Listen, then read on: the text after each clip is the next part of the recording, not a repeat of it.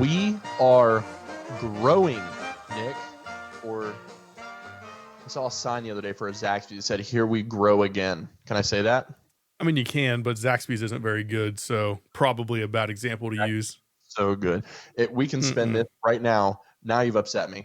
We can spend this entire episode arguing about Zaxby's because it is so good. It's not that good. Whatever. It's really not. I mean, let's be honest. It's not. It's good. No. So when I say here we grow again, just like Zaxby's, how many new followers do we have? 45, 50?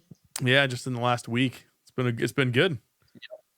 Yeah, and expanding to other cities as well. So if you're new, welcome. You're in for a treat. Genesis Rally, what we do, if you don't know or you're new to following us, we give drivers the experiences they've always wanted with their cars, the shit that you've seen on YouTube, that you've always wanted to do, the tracks you've wanted to go to, the bucket list items. That is what we do. We do everything from half-day events, full-day events, multi-day runs. We do everything from a scenic drive to renting out a track and getting all sorts of experiences from laps to drag racing, infamous roads like Tail of the Dragon, cool stops along the way like casinos and really cool restaurants and stuff. So that is what we do. We put together opportunities for you to enjoy your car the way you want to. So welcome, welcome, welcome. That being said, Wranglers on Nick's booty. We were just talking about Sprint 5. And at one point, was it a podcast that we used that song? Yeah, it was a podcast. Okay, so one of our former podcast episodes. By the way, what episode is this? Oh, geez, I don't know. Hold on. All right, while he looks that up, one of our former podcast episodes leading up to Sprint 5, we played the song Old Town Rodeo. Old Town Road. Old Town Road.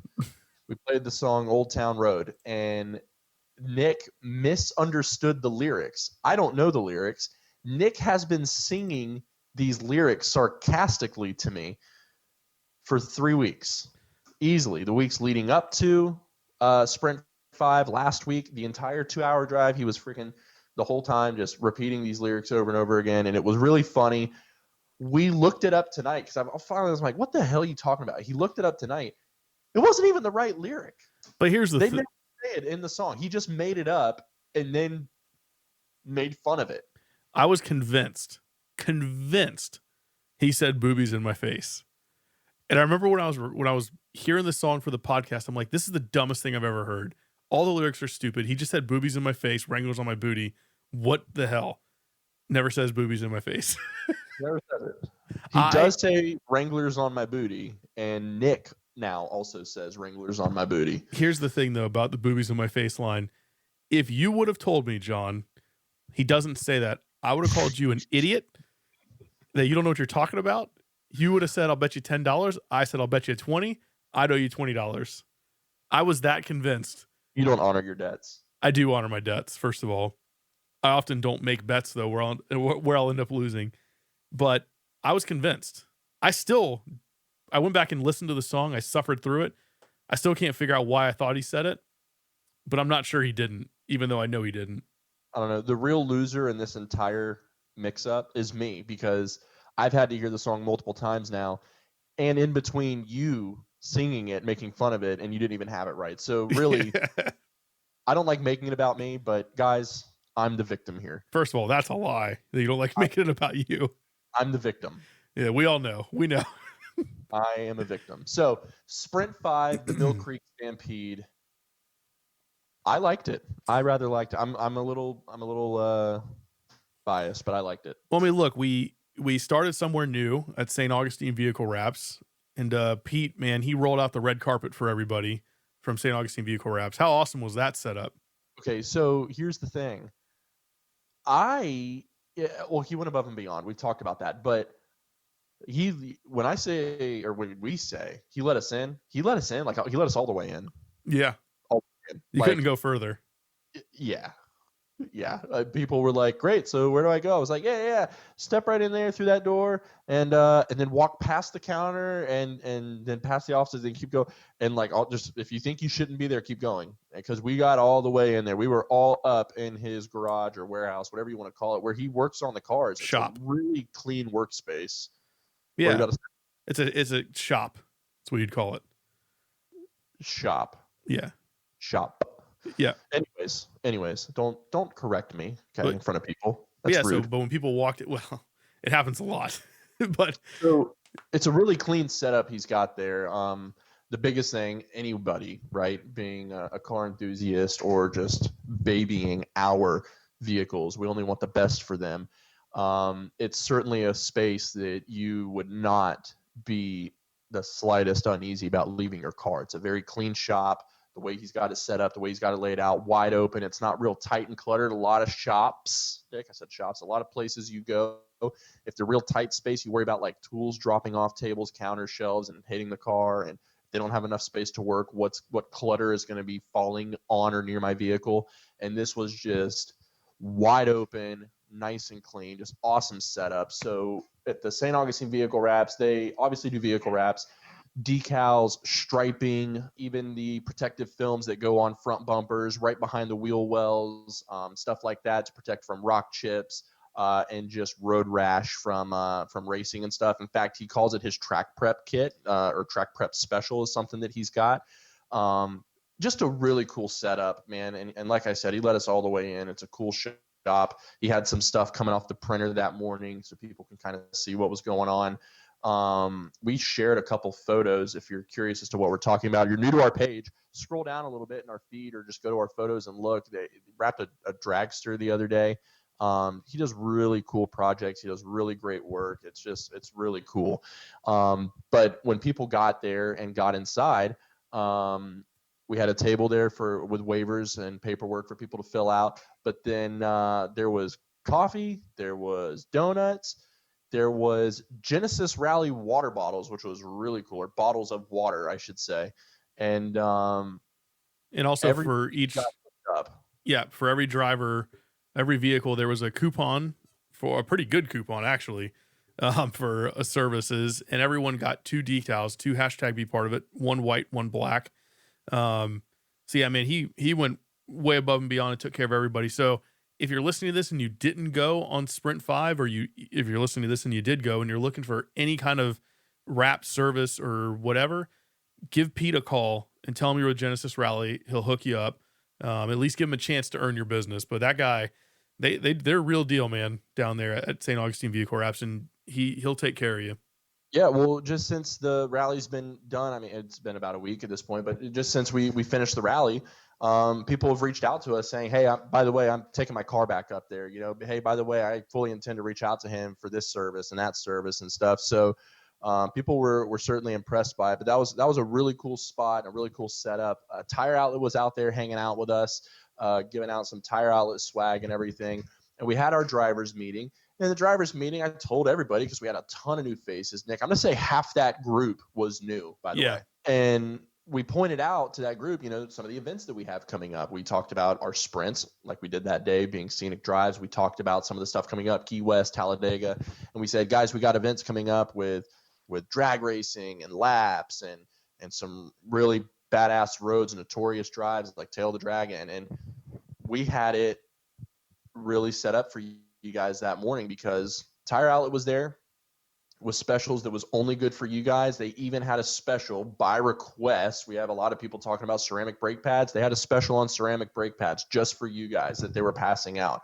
And then Pete was talking about his track prep stuff. Tire Outlet had a special also on Yokohama tires of your choice. So it's really cool, because we're talking about, hey, we got these track events coming up, and then we got these people saying, they're going, by the way, we're going to get you ready for the track. So like we told you guys this year, the 2020 rally season, it was going to be bigger, better. And we are trying to surprise you guys every step of the way. And we had the hookup at this past rally for you guys leading into our next rallies that are coming up. So check-in was awesome. It was smooth.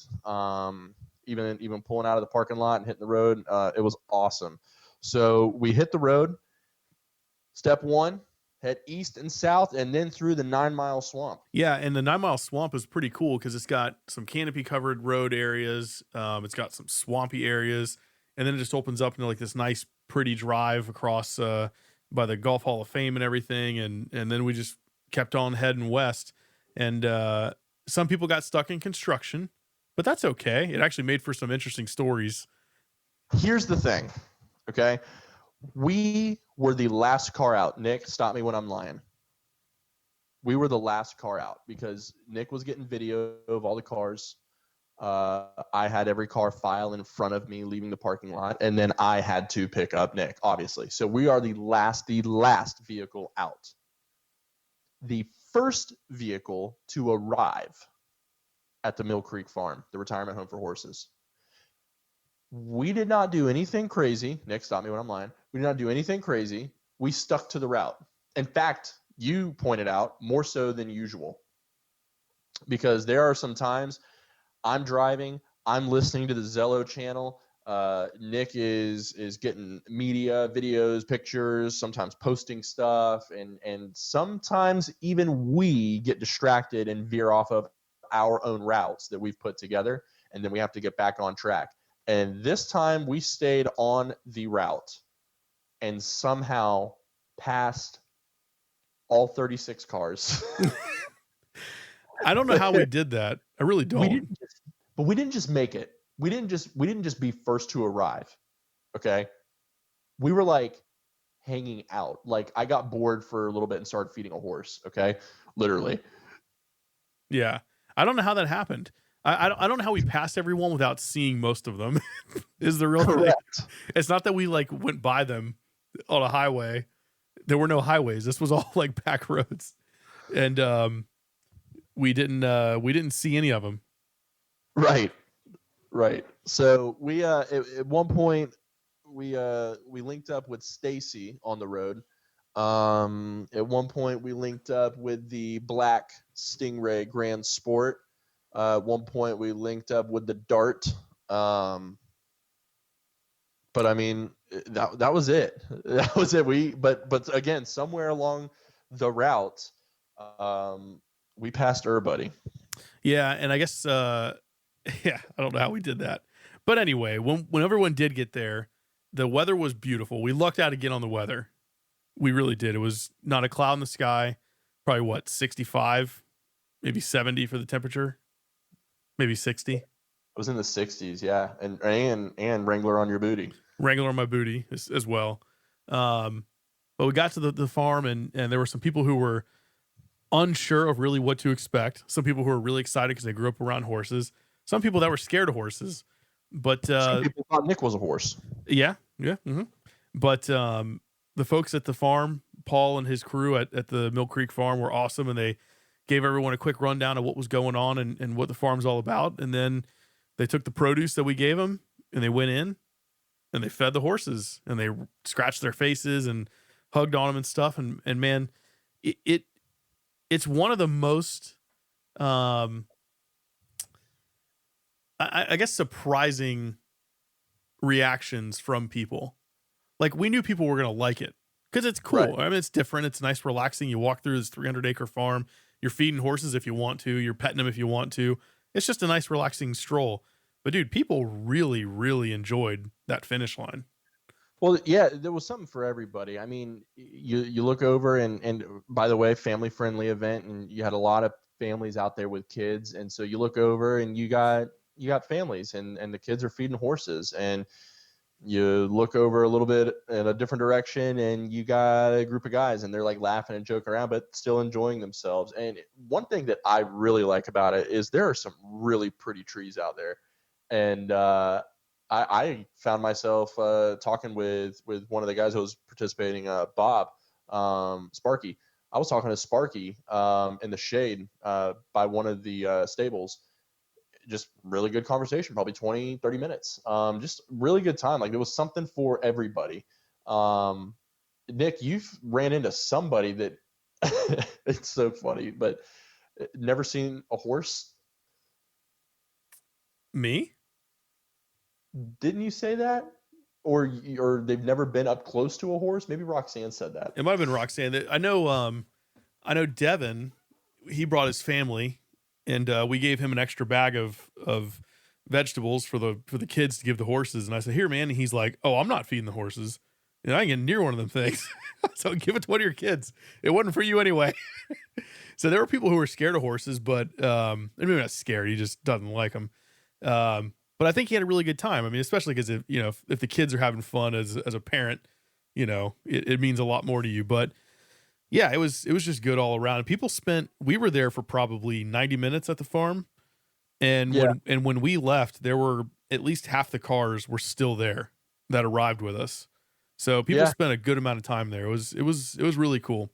Yep. And the Yep. farm, they were super happy we came out. They featured us in their newsletter deal. They want to do stuff with us again in the future. So it was just really, Sprint 5 was really, really cool all the way around. Talked to a bunch of people that fully intend to go back. They just, I heard a lot of comments. It's like, had no idea this place was even out here. I'm going to have to come back with so-and-so. I'm going to have to bring so-and-so.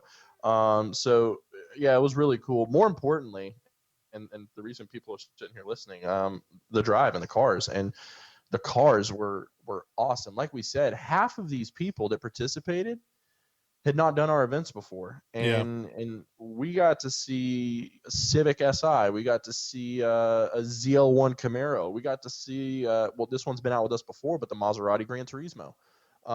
We got to see a Lotus Evora. That was really cool. BMW M3. Just some really cool stuff out there with us. It was awesome all around. So if you were at Sprint 5, thank you so much. Hope you had an awesome time. And if you're new, someone got back to us, Nick, and said that this was their first rally ever, and it was life-changing.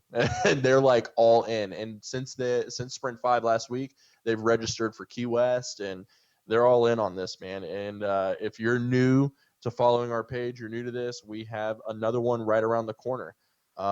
We are 21 days out from Sprint 6 going coastal. We did going coastal last year. It was our first sprint ever, actually. And what we do is we sprint up the coast, get on a ferry, and cross the river up into Amelia, Fernandina area. Really, really pretty drive. Just 2-lane winding roads under canopies of trees, and it goes literally over water right up the coast. It's just a really, really pretty drive, and Fernandina is a really cool spot to end at. We are partnering with the Green Turtle Tavern, which is a bar up there that is going to have live music because it's Mardi Gras Saturday. So we're going to go enjoy this pretty drive, put the cars on a ferry and cross the river, and we're all going to meet up at the Green Turtle Tavern, and all the drivers are getting their first drink free. Drivers and passengers are getting some lunch up there included in the rally, and we're going to listen to some good music and pass out some beads and get our Mardi Gras on. And the ferry is also included in the price of the rally as well. Yeah. I don't know that we made that clear, but yeah, the ferry's included. No, all you got to do is show up. Just show up for the rally when we announce what the starting line is going to be. Just show up, and you're good to go from there. You'll get on the ferry, no cost. You'll cross the river, go up into Fernandina, park, and get your first drink and your food. Mm-hmm. It's gonna be a lot of fun. The first going coastal we did got great reviews, and this one's bigger and better. So it's gonna be really it was cool. The first one. It got us started. It's what made sprints a thing. That could have gone one of two ways. Yeah, and it went well, and this one's gonna go better. So yeah, absolutely. So by the way, we have not posted any cars for Sprint 6 going coastal yet. There's an event page that we've created on Facebook. It's listed on our website. You can go see it, but we haven't posted any cars yet. Yes, people are signing up. But again, it's not even been a week since we did Sprint 5. Just this week, we've been working on getting the pictures up on Facebook and the website, getting the video edited. Tonight we're podcasting, stuff like that. So we're going to start posting the cars for Sprint 6, and more cars have been signing up for the Keys to Paradise as well. So April, Keys to Paradise, we're going to hit the road April 3rd. From Northeast Florida, head south down to Homestead Miami Speedway, and we will get on the track down there, pictures of your car on the track, and then we will quickly change gears, no pun intended, because they got to flip the track for the setup that night because we're doing Fast Lane Fridays. They do this one Friday a month down in Homestead, and we will be drag racing down pit road. Yeah, that's going to be really, really awesome. And there's no minimum or maximum runs for Fastlane Friday. It's as many as you can get in. So if you want to, Yep. if you want to do 3 or 4 passes and then head to the hotel because you're tired, go for it. If you want to stay there until literally they kick you out, go for it. Once Fastlane Friday starts and the drag racing starts, I mean, you're kind of on your own to decide from there how long you want to stay. And I have a feeling there are going to be some people who are going to be tired the next day because they're going to be putting as many runs as they can get on the track. Yeah, by the way, so if you go to genesisrally.com, click on Keys to Paradise, you'll see the link to register if you're a driver, a link to register if you're a passenger. Just tell us what car, what driver you're riding with on Keys to Paradise. But in that listing for the event, Nick has also posted the track rules for Homestead Miami Speedway, specifically for the drag racing that night. There are a few rules. They're not our rules. They're the track's rules. You'll see, depending on your car and the rules, whether or not you're going to be required to have a helmet. You'll see tire specs and stuff like that. You can't just run drag slicks. Obviously, it's got to be a street legal tire. Little rules and tricks that you'll see at every tips, I should say, not tricks, tips that you'll see at every drag racing track, like not running your AC when you're out there, stuff like that. So just if you're interested, maybe even you've already registered, go check it out, reread the rules just so you're prepared, nothing catches you off guard. But that is day one, believe it or not, everything we just told you for Keys to Paradise. So we're going to go from probably St. Augustine, Jacksonville area down to Homestead Miami Speedway, laps on the track, drag racing that night, grab a hotel the next morning. We've been asked by a lot of people to do this, and we're excited about it. The Overseas Highway and 7 Mile Bridge all the way down to Key West. And we kind of have a free day in Key West. So you'll get to do whatever it is you want to do. Go get some shopping, go get some food, drinks, whatever it is you want to do. Go hit up a beach. But meet us at 5 o'clock at the original Margaritaville. We bought the bar for 2 hours. And not just the bar, we have an upstairs VIP area where they're going to put bars in for us. So called a balcony or a lounge. Yeah. So we just like we did for Rallyversary, where we had the whatever that room was called at Andretti, we're gonna have a private area with private bartenders. And the bar is bought for 2 hours. If you want to order food, they'll have servers that can bring the food up and down for you, whatever. So it's gonna be and John, I don't know if you said what time. Did you say what time we were meeting? 5 o'clock. Mm-hmm. The only time Jimmy Buffett would want us to be there. That's right. It ain't gonna be 5 o'clock somewhere. It's gonna be 5 o'clock then, and that's where we're gonna go. So right damn there, it's gonna be 5 o'clock. So we're gonna have it marked now. To be clear, there's 2 Margaritavilles. There's the Margaritaville Resort, right, and then there's the Margaritaville Restaurant. So you're gonna meet us at the Margaritaville Restaurant downtown Key West. We'll have signage when you walk in. You'll know you're in the right spot. They'll take you right upstairs. You show them your wristband. They'll take you upstairs to the lounge balcony area where we're going to be. Nobody is allowed up there but you guys. And once you get up there, as many drinks as you can guzzle in the time. And they're going to have live music. And our balcony area overlooks the stage. So we're going to get just a really cool experience that night as well. We are going to party our asses off. And like Nick said, if you want food, food will be available. That's going to go from 5 to 7. At 7 o'clock, they're just going to clear that balcony and they're going to bring tables up, which means you don't need to go check in with a hostess or put your name on a wait or anything. You could just go right from drinking right to eating, which is awesome. They're going to take really good care of us that night. So that will conclude day 2 of Keys to Paradise. Day 3, go home or don't. You don't have to. People are booking extra nights and staying down in Key West, extending their trip. It is entirely up to you.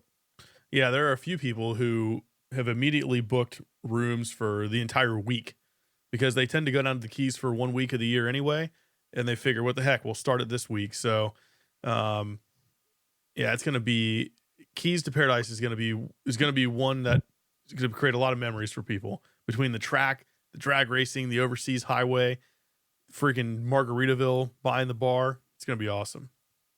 Yep, it's going to be a great trip. People are really excited about this one. I went to the Jacksonville area Mopar meeting, the 2020 meeting today, and I got asked by no less than 12 people about Key West, Keys to Paradise. So people are excited about this. I'm not I'm not trying to pressure or urge or cause a panic, but I'm going to be honest with you guys. It's going to sell out. This one is limited on space, and this one is filling up. Just tonight, I've got a couple cars I haven't posted yet for Keys to Paradise. So just follow the Facebook page. Make sure you're following the event page, and you're going to see stuff for Keys to Paradise and Sprint 6 as these cars start to fill up. By the way, John, before we wrap this up, this is episode 29. So if you are new to the page, there are 29 previous episodes you can go back and listen to, or you can subscribe on iTunes or Google Play. So every time we put out a new one, it goes straight to your phone, which is the best way to get it. Hey, real quick, John, did you see the video I posted on our Facebook earlier today on the Genesis Rally Facebook page? I saw a Mustang. I didn't get to watch it yet. So, one thing we get asked a lot is, how come we can't run our cars full speed on these tracks? How come, Daytona National Speedway won't let us do it, or any of these other tracks we've gone to? I shouldn't say any of them, but some of the other tracks we've gone to. And if you watch that video, it'll tell you why. So New Smyrna Speedway did a thing. I don't know if they still do it, but it's basically spectator night.